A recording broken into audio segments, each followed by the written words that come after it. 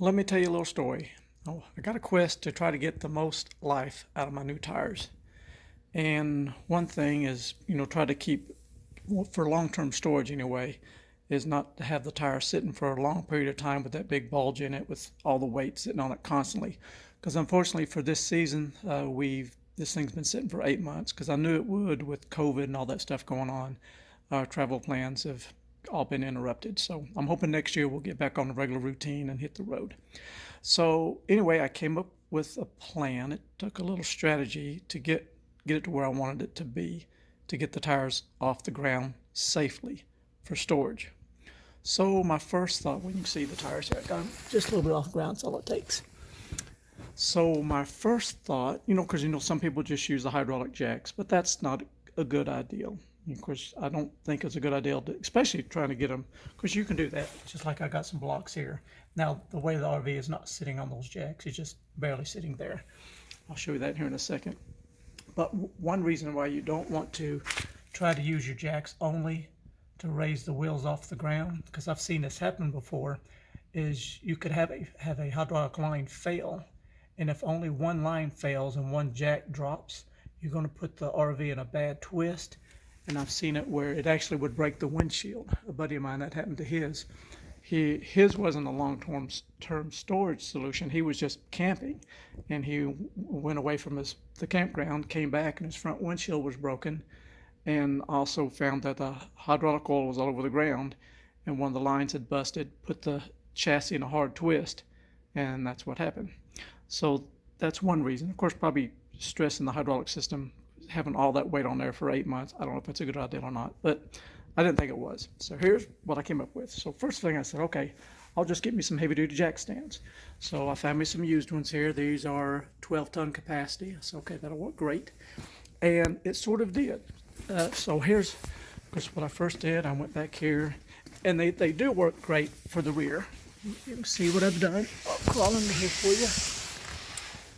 So, because I don't want, and the wheels are just barely off the ground. You can see it looks like they're almost touching.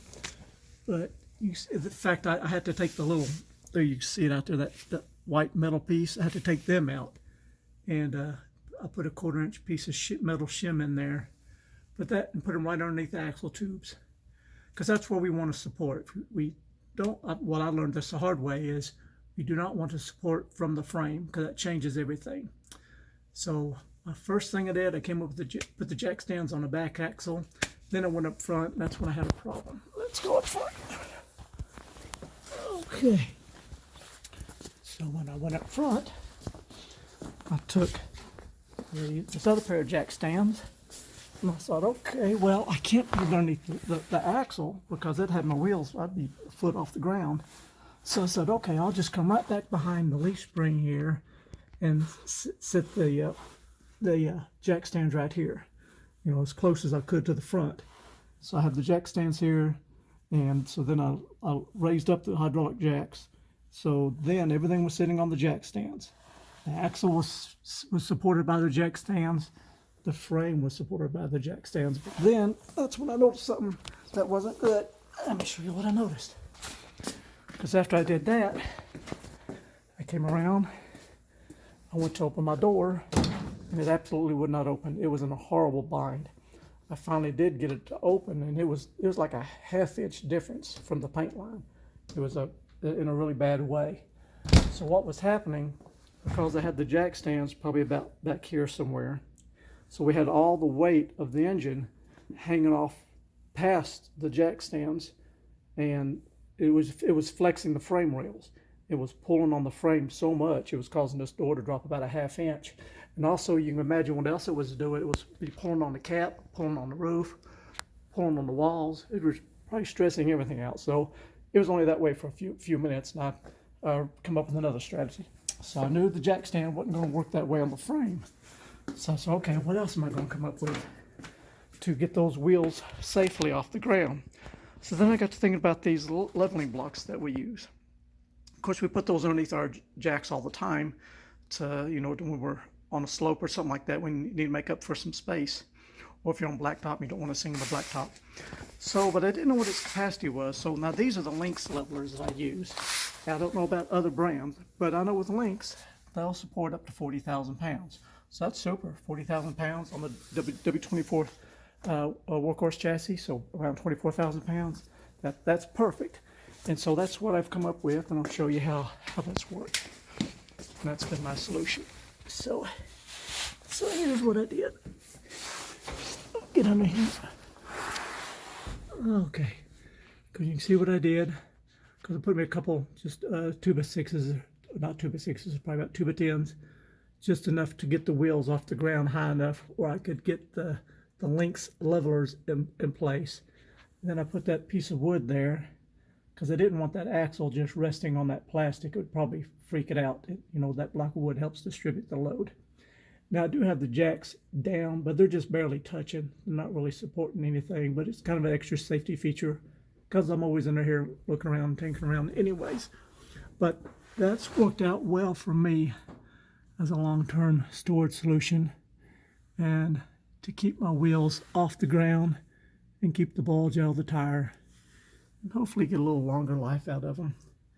Of course, ideally, we wouldn't be sitting this long, 8 months on one stretch.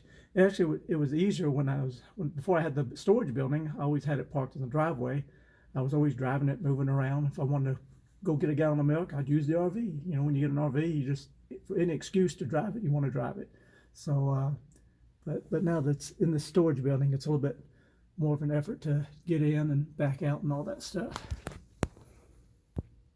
Well, I came inside for a second to do some research here, and from Michelin's website even, it talks about if your tires are on a vehicle parked for a long period of time, the weight of the vehicle needs to be taken off the tires by jacking it up or removing the tires. It says failure to do so may cause irreversible damage. That's straight from Michelin. I also found a PDF file. Let me open it up here. And it also talks about long-term storage, and it says, if you exceed 3 months, then you need to drive the RV for at least an hour, to, I guess, flex the tire and get everything, generate enough heat, what it talks about here. But anyway, it doesn't actually say to get them off the ground. It just says if it exceeds 3 months, you need to drive it. Well, I didn't have that option, so I think getting them off the ground, getting them up in there is a smart thing to do. Like if you saw my older video from 8, 9, 10 months ago, when I had the sidewall blowout, when I talked to the guy at the tire store who replaced the tires for me, he contributed the fact it was an RV and the fact it just sits for a long time in one spot in creating a tire bulge that caused the weakness in the sidewall. That was his opinion. So I'm just trying to avoid that in the future, and hopefully you can too. And here's another shot from the rear, just to give you an idea of the space I got. But anyways, that's the solution I came up with, and hopefully another 30 days or so we get closer to January, and we'll drop this thing down and head south, and maybe next year we can get on the road a little bit more often. I hate seeing cobwebs on my RV. That's not a good sign. We need to keep these things rolling, keep them rolling. Thanks for watching. Have a great night. See you. Bye.